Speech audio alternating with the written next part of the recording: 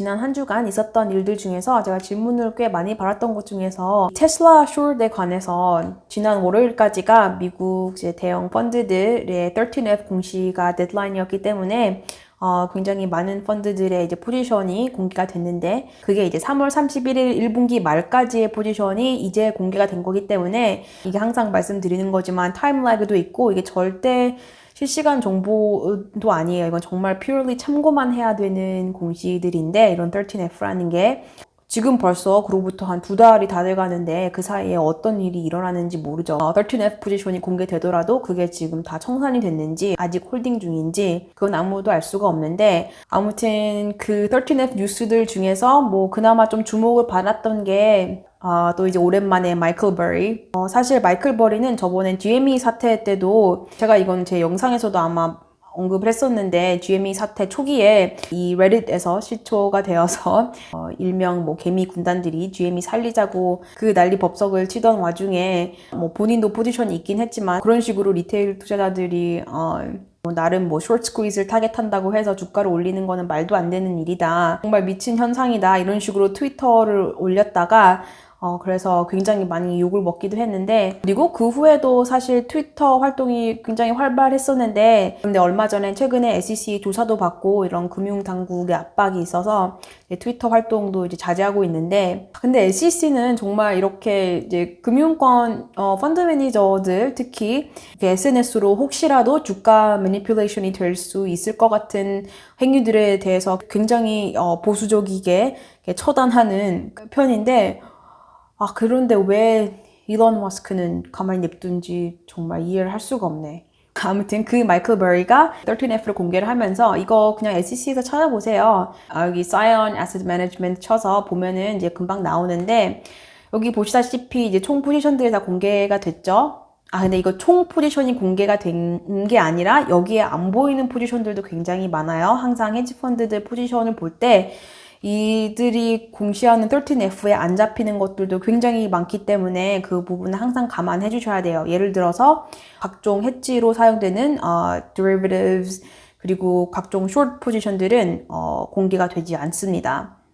그런데 여기서 이번 기회에 제가 좀 짚고 넘어가고 싶었던 것들 중에 하나가 지금 뭐 기사 같은 데나 이런 식의 언론 보도를 접하시면은 아시겠지만 이게 표현이 마이클 버리가 테슬라의 숏 포지션을 잡았다. 테슬라 공매도에 들어갔다. 테슬라 숏을 잡았다고 이런 식으로 표현을 하는데 사실 그거는 사실이 아니죠. 숏 포지션을 잡은 게 아니라 풋옵션을 산 거고 그리고 이 공매도를 뜻하는 이 숏과 풋옵션을 산다는 거는 사실 이 베팅의 방향성에 대해서는 두 가지 모두 이 특정 주식의 주가가 하락할 것에 대한 베팅을 하는 것이기 때문에 그런 면에서는 둘 다 공통된 부분이 있지만 사실 이거는 엄연히 다른 전략이고 이 풋옵션과 숏셀링은 각각의 리스크 리워드도 굉장히 달라요. 그렇기 때문에 정확하게 따지면 마이클 버리는 테슬라의 풋옵션을 매수했다. He's long put on Tesla.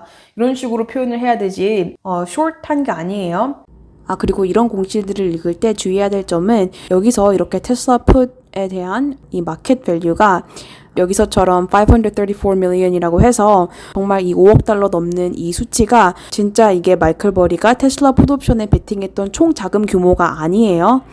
All this means is 그냥 3월 31일 기준 이 13F 공시일 기준 날짜로 테슬라 주가 여기서 나온 대로 이제 80만 주를 곱한 수치일 뿐이지 이게 총 숏 포지션 규모라든지 이런 식으로 해석하면은 그거는 잘못된 해석이에요. 그리고 그렇기 때문에 사실 뭐 현지에서 그리고 금융권에서 이 뉴스에 대해서 혹은 이 공시에 대해서 반응하는 거는 예전에 유명했던 그 빅 쇼트처럼 그렇게까지 막 대이 이슈가 된 게 아니라 그냥 그렇구나 뭐 그 정도? 그리고 이게 왜냐면 뭐 여러 가지 이유가 있는데 가장 크게는 일단 테슬라 같은 종목은 테슬라는 진짜 테슬라 숏 안 친 기관이 테슬라 숏 안 친 헤지펀드를 찾는 게 아마 더 힘들 정도로 아마 다 한 번씩은 숏을 잡아본 종목이 아닐까 하는데 제가 가끔 이 채널에서도 언급하는 이 해지 용도 혹은 아주 단기 트레이딩, 뭐 earnings play 때 하는 그런 숏이 아니라 정말 주가가 크게 하락해서 거기에서 수익률 알파를 얻을 목적으로 들어가는 숏, 이거를 알파 숏이라고 하는데, 이 알파 숏 목적으로 들어가는 그런 식의 숏 포지션은 다들 한 번씩은 잡아보지 않았을까. 헤지 펀드들은 생각이 들 만큼 굉장히 흔한 popular short이었는데, 결국에는 이게 타이밍의 문제였죠. 작년 12월 혹은 뭐 올해 1, 2월까지만 해도 굉장히 올라갔다가 지금 거의 무슨 한 반타작 난 그런 수준인데, 그래서 작년 한 해 어느 기간 동안 테슬라 숏을 들어갔던 기관들은 크게 손실을 입기도 했고요.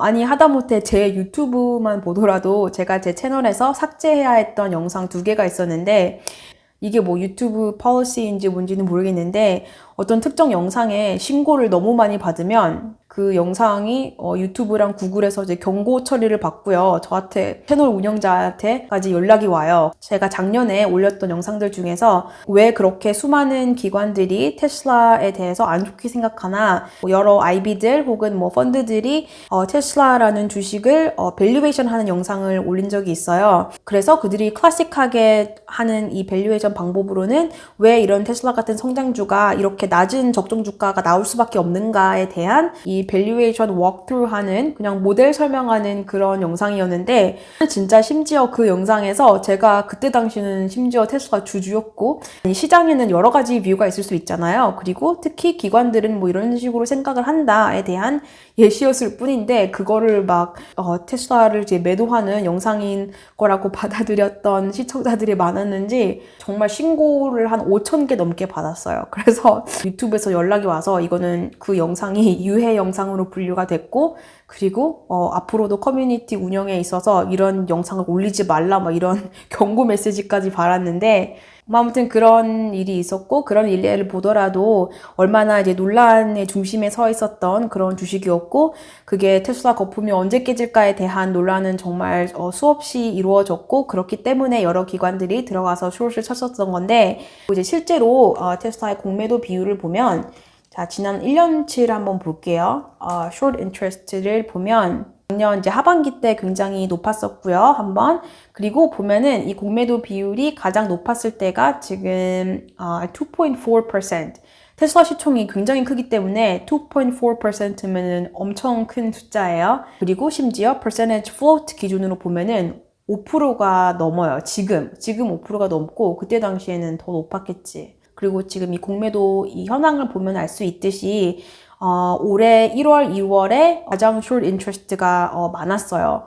그러니까 실제로 올해 초에 정말 이거는 고평가됐다 하고 알파 숏을 노리고 들어갔던, 숏을 잡았던 헤지펀드들이 굉장히 많았다는 뜻인데, 그런데 이제 우리 주제로 돌아와서 이 마이클 버리가 한 거는 숏이 아니라 풋옵션이잖아요. 풋옵션인 경우에는 어떻게 보면은 숏보다 훨씬 리스크가 낮아요. 이게 주식을 숏하는 것과 공매도하는 것과 풋옵션의 차이를 정확하게 이해를 하고 계셔야 되는데, 예를 들어서 정말 간단하게 이제 근본적인 차이만 설명을 해보자면, 숏 같은 경우는 공매도를 하는 경우에는 이제 비용이 여러 가지가 있어요. 가장 크게는 공매도라는 것 자체가 나는 지금 나한테 없는 주식을 빌려서 이 빌린 주식으로 팔고, 이게 주가가 내가 예상하던 방향대로 떨어져서 주가가 크게 하락해서 훨씬 낮은 가격이 되면은 가격에 사서 내가 수익을 얻는 건데, 그렇기 때문에 내가 빌린 주식에 대한 비용이 있어요. 그리고 그 비용을 이제 cost of borrow cost라고 하는데,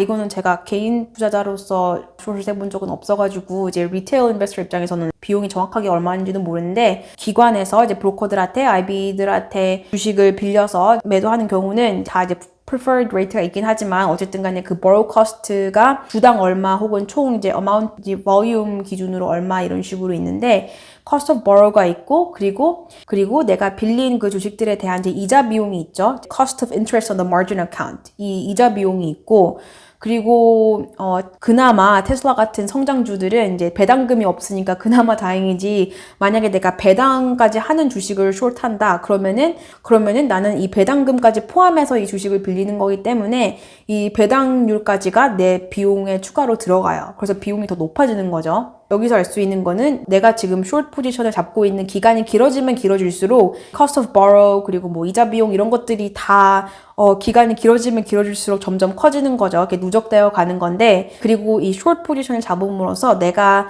이론적으로 내가 가져갈 수 있는 최대 수익은 100%예요. 왜냐면은 숏을 잡은 내 입장에서 가장 좋은 시나리오는 주식의 주가가 0이 될 때잖아요. 그러면 내가 숏을 잡으면서 들어갔던 비용에 대해서 100% 수익을 얻을 수가 있죠. 그리고 또 이론적이지만 충분히 가능한 적어도 내가 숏을 계속 가져간다면 숏을 잡은 나의 최대 손실률은 무한대죠. 정말 infinity percent loss를 가져갈 수 있어요. 나의 최대 손실률은 그냥 한없이 끝까지 가는 거야. 내가 숏을 들고 있는 한 만약에 주가가 계속 상승해 버린다면 그래서 지금 비용적인 측면도 그렇고 그리고 최대 손실률을 보더라도 정말 헤지펀드들이 하는 이런 숏은 굉장히 큰 리스크를 안고 하는 거고 정말 손실 나기 너무 쉬운 굉장히 위험한 트랜잭션이에요. 그런데 풋옵션은 좀 다르죠.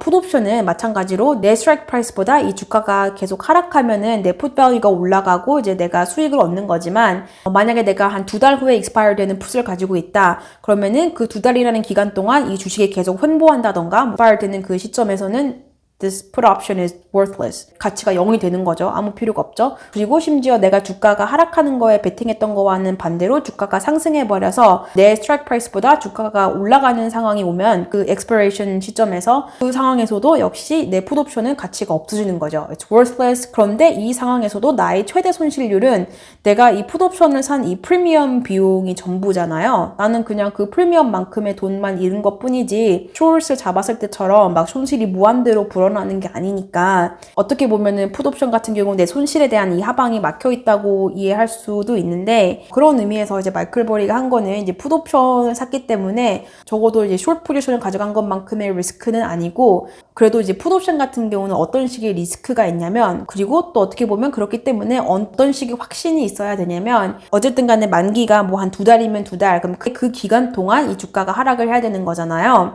그리고 내가 베팅했던 방향대로 가지 않는 경우의 수 같은 경우는 시간이 지나면 지날수록 this contract, 이 put contract becomes more and more useless. 그래서 시간이 지나면 지날수록 이 가치가 떨어지는 거를 이 옵션 전략에서는 theta decay라고 해요. 이 시간 가치에 대한 이 가치의 하락을 의미하는 건데 점점 이 expiration date에 가면 갈수록 밸류가 떨어지는 거죠. 그리고 트레이더로서 나는 그 upfront 프리미엄을 다 일을 각오를 해야 되는 거고요. 그렇기 때문에 쉽게 말해서 내가 트레이더로서 이 풋옵션을 들어갈 거면 정말 내가 베팅하는 그 기간 동안 반드시 이게 하락할 것이라는 전제 하에 들어가야지. 그리고 내가 리스크 관리 측면에서도 그리고 그 기간 동안 if the trade goes against me 그러면은 내 총 옵션 프리미엄을 다 lose 해서 그게 전체 손실률이 되더라도 그 손실률만큼도 내가 수용할 수 있는 정도의 리스크 매니지먼트가 된다는 가정 하에 풋옵션을 잡는 거예요. 자, 여기까지만 보면 어차피 하락에 베팅을 할 거면 그나마 하방이 막혀 있고 이게 손실폭이 제한이 되는 풋옵션을 들고 가지 못하러 숏을 하냐 그에 대한 이유는 뭐 여러 가지가 또 있는데 어쨌든 숏 같은 경우는 그 역설적이지만 이제 기간에 대한 제한이 없기 때문에 더 유리할 수가 있는데요.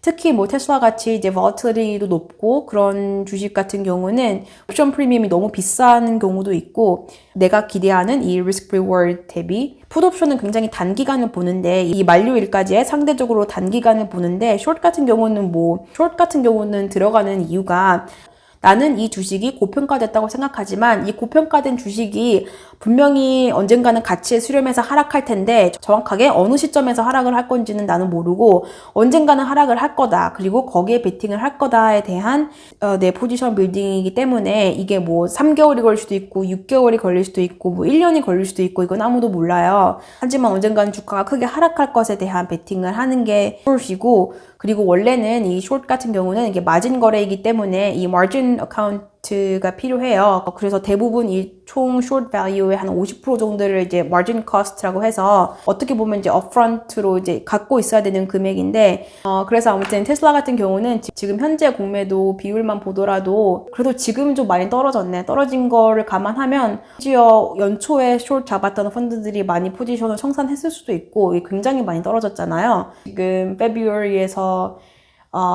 뭐 한 end of March 아마 1분기 때 다 숏을 풀었거나 했을 수도 있는데 사실 이거는 이제 정확하게는 알 수가 없으니까 이제 공매도 알파 숏 공매도 포지션들은 공개가 안 되기 때문에 뭐 13F고 나발이고 그건 알 수가 없는데 그래도 이제 대략적으로 이런 식으로 데이터를 보면서 유추해 나갈 수는 있죠.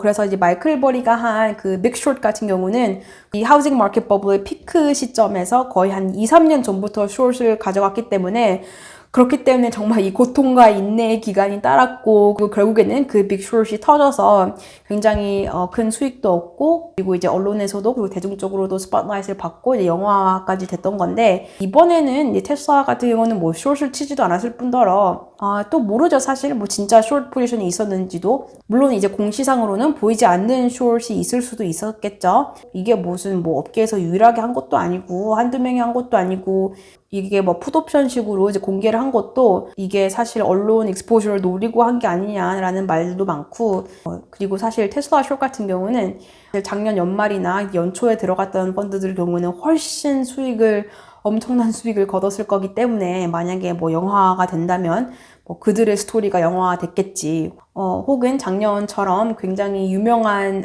펀드 매니저들 여럿이 테슬라 숏을 했다가 크게 손실을 입은 사람들이 있었는데 뭐 그들의 이야기가 영화가 되거나 왜냐면은 결국에는 맞았을지라도 중요한 그 포지션 홀딩 기간 동안에는 너무 큰 손실을 입어서 청산을 했거나 규모를 대폭 줄이는 그런 상황이었기 때문에 뭐 그들의 이야기가 더 재밌지 이번만큼은 마이클 버리 이야기는 뭐 그렇게 그다지 특별한 얘기는 아니에요. 적어도 뭐 업계 관점에서는 그런 얘기를 해보고 싶었고 그리고 그리고 이제 5월이 한 일주일 반밖에 안 남았네요. 사실 다음 주 같은 경우는 그 다음 주 월요일이 메모리얼 데이 위켄드라서 뭐 요새 Fed 테이퍼링 얘기도 간간히 나오고 뭐 어떻게 될지 모르겠지만 좀 그동안의 노이즈가 좀 줄어들고 회복세로 마무리되는 그런 장이었으면 좋겠네요.